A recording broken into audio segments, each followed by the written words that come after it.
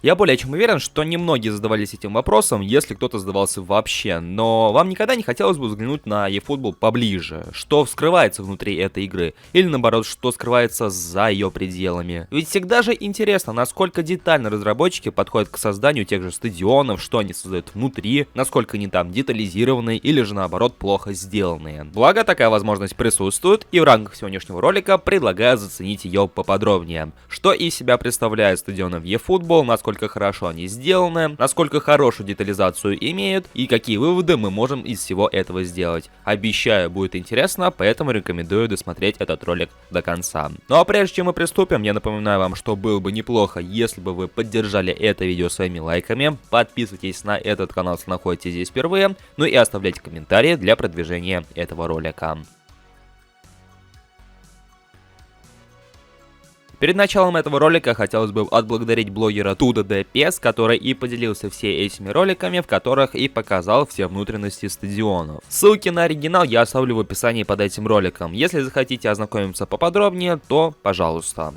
Начнем мы с Сан-Сиро, который появился в игре не так давно. И по сути, стадион внутри мы все с вами видим, когда играем матчи. Но что же он из себя представляет за его пределами? А за пределами стадион выглядит вот следующим образом. Детализация окружения не такая уж и хорошая, как это было раньше. Но, по крайней мере, коробки в виде домов присутствуют. Хоть и не вокруг всего стадиона. Если я не ошибаюсь, то раньше в серии PES детализация вокруг была получше. Поправьте меня в комментариях, если я не прав. Однако детализация уже самого стадиона внутри все-таки поражает, потому что были сделаны этакие VIP-зоны с прозрачными окнами, и даже в них взаимодействуют болельщики. Если спуститься ниже, откуда выходят футболисты, то можно заметить, что были сделаны стенки во время выхода. Также были чуть-чуть детализированы вот эти вот колонны, внутри них ничего не присутствует, но хотя бы они прозрачные. То есть, по сути, если переместить камеру туда, то в принципе видно, что происходит на поле. Также не менее здорово были сделаны коридоры уже внутри стадиона, когда показывают кат-сцену с игроками, когда они приезжают на стадион. То есть все эти картины, растения и в целом, опять же, коридора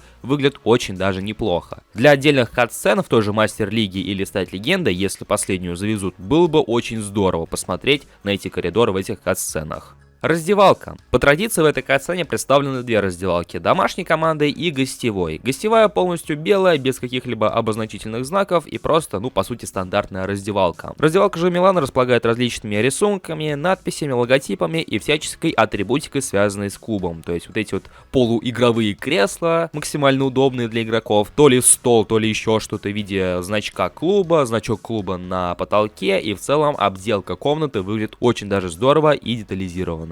От стадиона одной итальянской команды переходим к стадиону другой, а именно Монца. Этот стадион также появился не так давно и даже позже, чем стадион Милана и Интера. Это один из красивейших стадионов в игре, потому что он не такой закрытый, как у остальных команд, и по сути он позволяет заценить пейзажи, которые окружают данный стадион. И стоит отметить, что обделка вокруг стадиона выглядит уже получше, чем у того же Милана. Хотя опять же качество текстур, которые присутствуют рядом, не самые качественные. Но учитывая, что камера не показывает стадион сверху, и не показывают стадион с позиции вот этих самых пейзажей, в принципе ничего страшного, потому что мы их особо и не замечаем. Но уже со стороны, именно с самого стадиона, эти пейзажи выглядят вроде как неплохо, не так шакально, как они выглядят на самом деле. В отличие от Сан-Сиро, обделка стадиона Монца не такая детализированная, то есть внутри не присутствует каких-либо отличительных знаков, то есть коридоры они стандартные, как и в других стадионах, точно так же, как и раздевалки, то есть стандартные, не как в реальной жизни.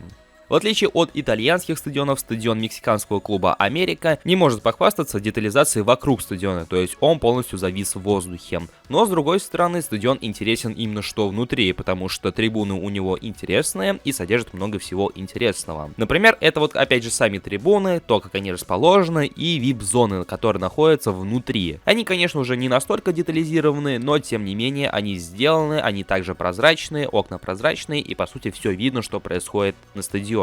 Также можно спуститься чуть-чуть пониже, где мы можем заметить детализированные лестницы и окружение. По сути, больше выделить у него нечего. Так же, как и у стадиона Монца, стадион клуба Америка не получил каких-то собственных коридоров и какой-то своей собственной реальной раздевалки, поэтому все стандартно, как и у других стадионов. А вот ситуация со стадионом Барселоны, со Spotify Camp Nou получается достаточно интересная. Вы ведь все знаете, что начиная с 17-й PES Барселона является партнером Konami и серии PES, а теперь уже eFootball. И одной из фишек данного соглашения был детализированный стадион, который был детализирован не только внутри, но еще и снаружи, то есть вокруг стадиона было сделано все окружение. И когда вы запускали матч на стадионе Camp Nou в PES, то вы перед матчем видели красивую кат-сцену пролета камеры над стадионом, которая показывает все окружение вокруг этой арены. Уже в eFootball этого окружения нет, и по сути стадион просто висит в воздухе.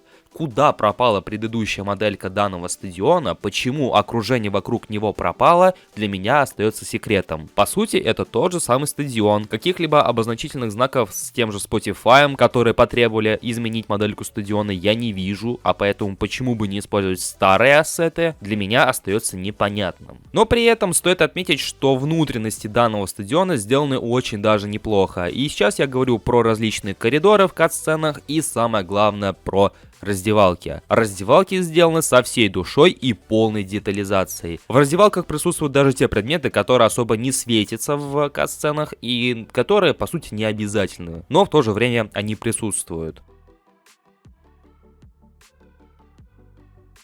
Итак, какие же выводы мы можем сделать, исходя из всего увиденного? Во-первых, стадионы различаются на несколько видов, а именно стадионы, которые сделаны полностью, то есть внутри, снаружи, и стадионы, которые сделаны просто внутри. Например, это стадион Монца и тот же Сан-Сиро. Сан-Сиро сделан и внутри, и снаружи. Присутствуют реальные коридоры и реальные раздевалки. У стадиона же Монцы отсутствуют реальные коридоры во время кат-сцен и отсутствует реальная раздевалка команды. Помещение, интерьер раздевалки такой же, как и у других стадионов, у которых отсутствует реально раздевалка. Второй вывод — это то, что Konami немножко ленится при создании стадионов, потому что, опять же, вспомните стадионы из PES.